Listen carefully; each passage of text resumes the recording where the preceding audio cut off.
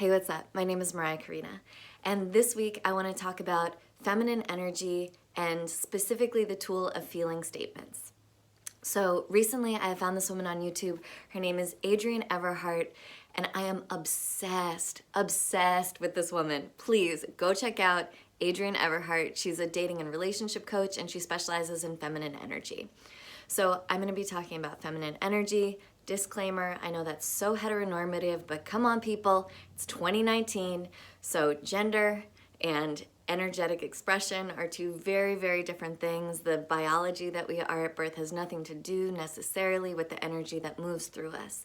And feminine energy is just the unfortunate name that we've given to a very real phenomenon of a certain polarity of energy that we have access to as human beings.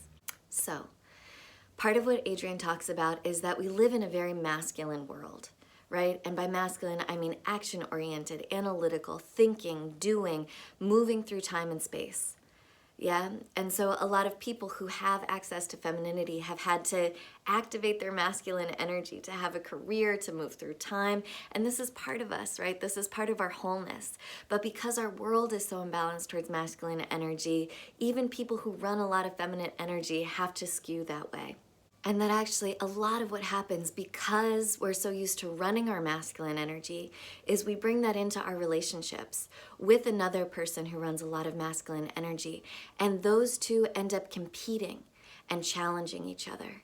And actually, if you bring masculine energy in to another masculine energy, they're either going to try and alpha you and dominate you, or they're going to bow out.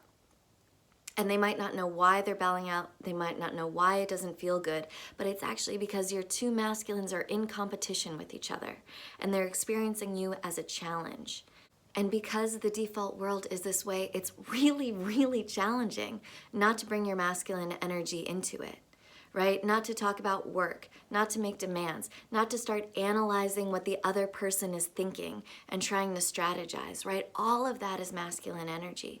All of that is going to be competing and challenging the other person's masculine energy. And so the reason why I love her so much is because she talks about, like, it's not about you doing anything. It's not about you being manipulative. It's not about you, trying to, scheme to get your way. But it's actually about taking advantage of the opportunity to drop into your own femininity, to have almost like a refuge or a sanctuary from the world where you get an opportunity to be nourished by your own femininity, and you get to polarize the relationship if you're interested in polarizing the relationship in a way that supports you to be in that feminine energy. So that means in your body, that means in the present moment, that means in your own warmth and love and gratitude and truth. And that truth isn't always pretty, right? Sometimes if you get in touch with the feelings in your body, it's like, I'm scared, I'm angry, I'm disappointed, whatever. But that's your truth in the present moment of your feminine energy. And so one of the main tools that she teaches to sort of rebalance the polarity of your relationship and provide a tool for communicating from your feminine energy is what she calls feeling statements. So, what is a feeling statement? First, I'm going to go into what a feeling statement is not. A feeling statement is not a thought. A feeling statement is not an action or a desire for action. A feeling statement is not speculation about what the other person is thinking or doing. And a feeling statement is not something that you are saying to try and get your way, right? What a feeling statement is literally, simply, so excruciatingly difficultly, just what you are feeling in your body in that moment. It is not about the other person. It is not about what you're thinking about, what they're thinking about. It is just what you're feeling in your body in that moment. So here's an example she gives. Let's say that you guys are supposed to go out for dinner to a restaurant and it's getting close to the time when the restaurant is going to close. Yeah, and let's say the other person is sort of dallying around, right? So it would be so easy to do something that is not a feeling statement in that moment, right? What do you think you're doing? The restaurant is going to close. We need to leave right now. You're always like this.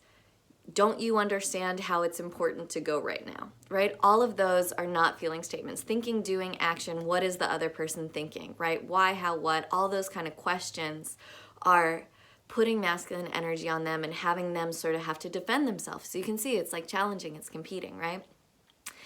And this is what is so magical and so profound to me about what she's teaching, is because I personally have not been very supported and not had very many kind of opportunities to really just drop in and think, regardless of everything that is around me, what am I feeling? And so in that example, maybe you go inside and what you're feeling is like, wow, I'm really worried that we're not going to get to the restaurant on time. I hate feeling rushed. I hate feeling like I'm making the other people stay later than they want to. And that's it. That's all you're feeling in your body. That is all you in the present moment are feeling in your body. And so what she would say is you just communicate that. Just what you're feeling. I'm feeling worried that we're not going to get there on time. And then you just let it lie. You let it lie. And you let the other person activate their masculine energy to come up with the strategy and the solution.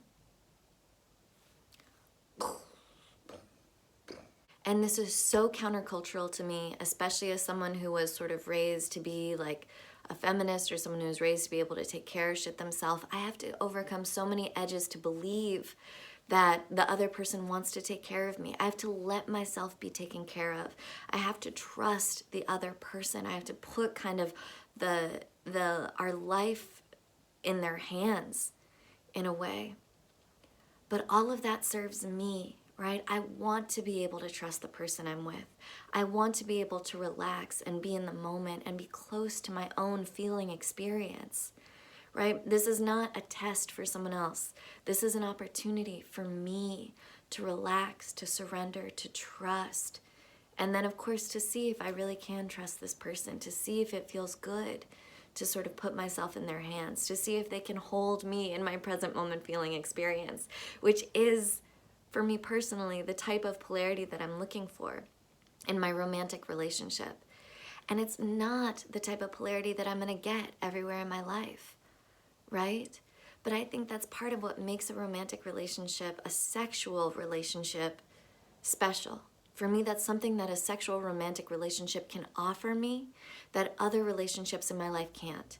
Other relationships can offer me other things, right? So let's say another example she gives is like you come home from work, there's like some complex interpersonal dynamic going on at work, and Gina from work says this and it made you think this, but your boss does this and da-da-da-da-da-da-da, right? And normally, I think where I was coming from before is I'd want to be able to come home at the end of that kind of day and share that with my person, share the whole thing and have them be able to be like, well, according to da-da-da-da-da, and Gina's like double signal is da-da-da-da-da-da-da, right? But what she talks about is like if you're actually correctly polarized in your relationship, and correctly according just to the way that I personally want to be polarized, right? More masculine, feminine polarity. She's like, if another person is completely polarized towards their masculine energy, they're not going to be able to have that conversation with you. They're not going to be in sort of their higher functioning, linguistic, interpersonal relationship complexity brain, right? To be able to really meet you there and give you what you're looking for in that moment. And actually, all they're going to feel is either overwhelmed by the information that you're giving them, or they're going to try and like be solution oriented and try to fix it, which I know for me is not what I'm looking for in those moments, right? And so she says, if you're feeling that way, call a friend on the ride home from work and use the opportunity of your relationship, right? When you get there, get it all out on the phone with your friend. Be like, and this and that, and analyze it 7 ways to Sunday, you know, and use the opportunity of when you get home and you see your person just to give them this like big, warm, melting hug, yeah? And think, now that I've gotten out all of my intellectualization about this, all of my brilliant interpersonal communication strategy about it, how do I actually feel, right? Whatever it is, you know, I feel so tired, actually. I feel so tired by having to be so on my guard at work. It feels so good to be here in your arms, right? All that kind of stuff. Give yourself the gift of being in your own feminine energy. What is most important to me at this point in my life is having my romantic and sexual relationship be a container where I can be unfurled in my feminine, where I can share this kind of like spiritual journey with someone. And then actually, how can I show up in order to support that polarization, in order to support that type of dynamic between us? And thankfully, what I need to do in order to show up in that way is actually this huge growing edge of accepting the other person where they're at and dropping in and feeling my feelings. And my God, it's so hard. I mean, I just got in this thing with my partner today where he was gonna go play music and I was trying to plan out my day, right? Very masculine energy. How long are you gonna be gone for so that I know how much shit on my to-do list I can get done? And he's sort of like, well, I don't really know. And I tried to drop down into what I was feeling. And first there was just this like cacophony of voices of like, just tell me what the fuck your plan is so that I can make plans, and all of these like blamey accusations about like, why are you putting me in this position, and like, just let me know, and like I need to do things, and now I'm all stressed out and now I don't know. But when I dropped down into my body, right, what I was actually feeling was kind of gross, right? What I was feeling was, number one, I'm afraid that you're gonna be mad at me. I'm afraid you're gonna be mad at me because we were supposed to hang out later. And so if I do errands longer than you play music and you get home, I'm afraid you're gonna be mad at me.